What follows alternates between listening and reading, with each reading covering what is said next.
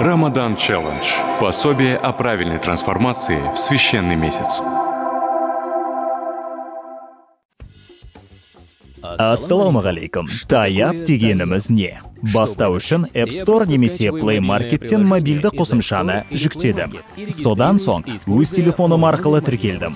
Цифрлы картам дайын, ал сәлден соң үйіме пластикалы картаны жеткізуге болады. Әр транзакция сайын мен жедел хабарлама аламын.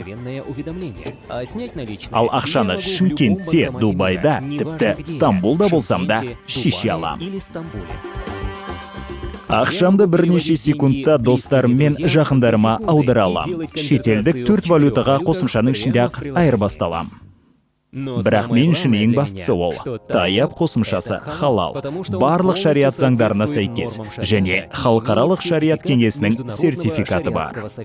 Картада қалған ақшаға пайыз қосылмай, және де менің ақшам кредит үшін қолданылмайды. Таяп тек қана қаржылық қызмет емес, ол менің өмірімнің ырғағына сәйкес қосымша. Таяп арқылы мен жақын маңдағы мешітті немесе намазхананы таба алам.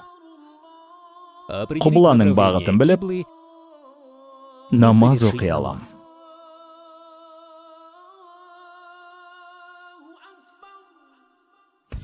Жақын арадағы халал кафесінде көрсетеді. Мен өз өмірімнің ырғағын жақсы көрем, ал Таяп маған өмірімді ыңғайлы етеді. Таяп, сенің цифрлық, ислам қаржылық қызметің. Рамазан айында намаз оқығандарға барлық күнәлары кешіріледі.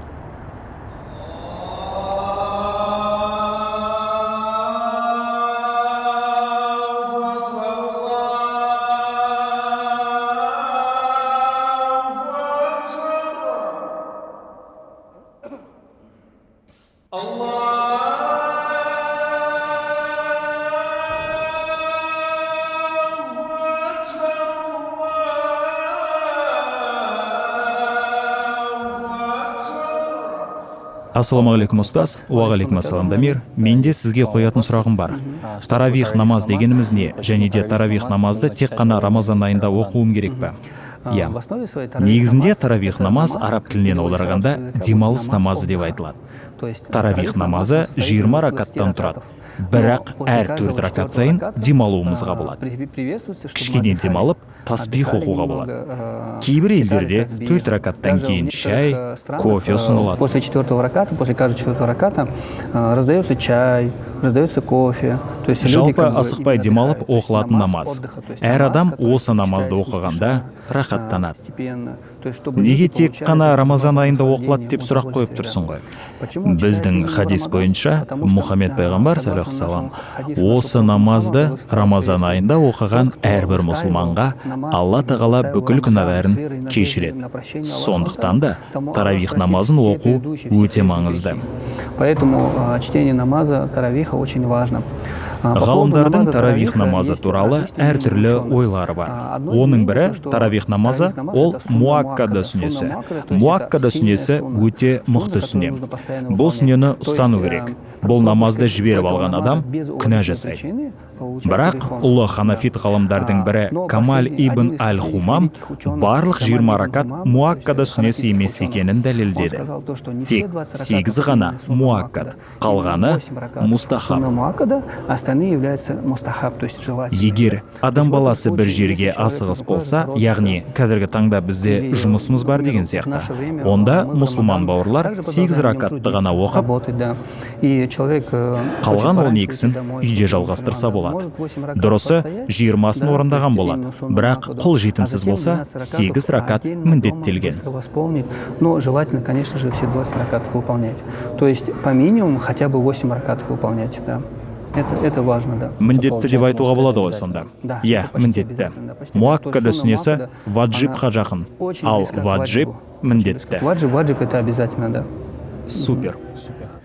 Таравих намазды мешітте жамағатпен оқыған дұрыс па, әлде үйде ма? Коллективно или дома? Таравих намаз тек қана Рамазан айында оқылатын намаз. Сондықтан да мешітте оқылған міндетті. Мешіт ашық болған жағдайда сонда оқу керек. Бірақ мысалы былтыр біз пандемия болғандықтан бұл намазды үйде оқыдық. Қазір мешітте оқитын мүмкіндік бар. Сондықтан жамағат болып оқыған жөн. Қаншалықты адам жиналса, соншалықты сыйақы келеді. Өзіңізде оны сезінген шығарсыз, Дамир. Мешітке жиналып оқыған кезде бір ортаның мүшесі екенін сезінген қандай жақсы. Одан кейін бәрі бір-бірін құшақтап, құттықтайды. Бәріміз бірге жүрген сияқтымыз. Қандай жақсы, иә? Бөтен адамдар бір-біріне жақын болады. Исламның негізі ол бірлік қой. Таравих намаздың негізі оны мешітте оқыған жөн. Негізі мен бәріне кеңес берем. Егерде адам баласының денсаулығы мүмкіндік берсе, таравих намазын жамағатпен бірге, бірлікте, бәріміз бірге мешітте оқыған жөн. Керемет. Таравих намаз қалай оқылады? Ерлер мен әйелдерге де түсіндіріп берсеңіз. Ерге де әйелге де таравих намаздың оқылуы бірдей, 20 ракат. Біздің елде таравих намаз былай оқылады. 2 ракаттан 10 рет оқып, 20 санын шығарады. То есть получается по 2 раката 10 раз. 10 раз, да. Жалпы әйел адам бұл намазды үйінде оқығаны жөн. Бірақ енді ниеті болып мешітке келсе де болады. Егер ол мешітке бара алмай үйде оқыса, 4 ракаттан оқыған жөн. Дәл осылай кеңес берем. Зухра намаз алдындағы сүнне секілді оқылады. Әр ракатта Фатиха сүресін оқимыз. Содан соң, екінші ракаттан кейін тахият оқимыз. Бірақ таравих кезінде салаватты оқысамыз. Одан кейін дұға, одан кейін сәлем беру керек еді. Бірақ біз оны бермейміз. 3-ші ракатта тұрамыз. Осылай таравих намаз оқылады. 4 оқу, 5 рет. Әйел адамға үйінде оқу үшін бұл намаз түрі осылай жеңілдетілген. Ал витр намаз қалай оқылады? Витр намаз жамағатпен оқылады. Рамазан айында ғана витр намаз жамағатпен оқылады. Рамазан айында ғана витр намаз жамағатпен оқылады. Витр намаз деген сөздің аударылуының өзі дақса. Витр намаз біздің ханафит мазхабында 3 ракат.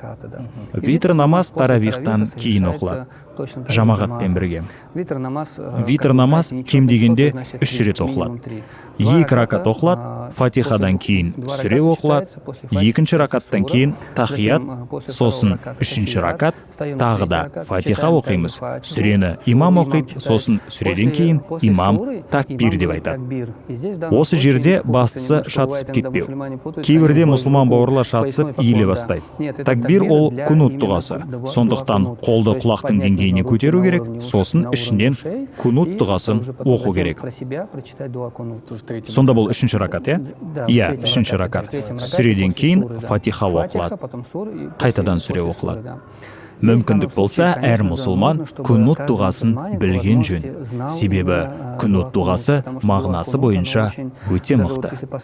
Күнут дұғасын оқыған үшін берілетін сый-сияпат та мықты болады. Себебі күнут дұғасының оқуы міндеттелген. Күнут дұғасын оқымау дұрыс емес. Егерде адам баласы күнут дұғасын білмеген жағдайда, оның орнына 3 рет Фатиха сүресін оқыса болады. Немесе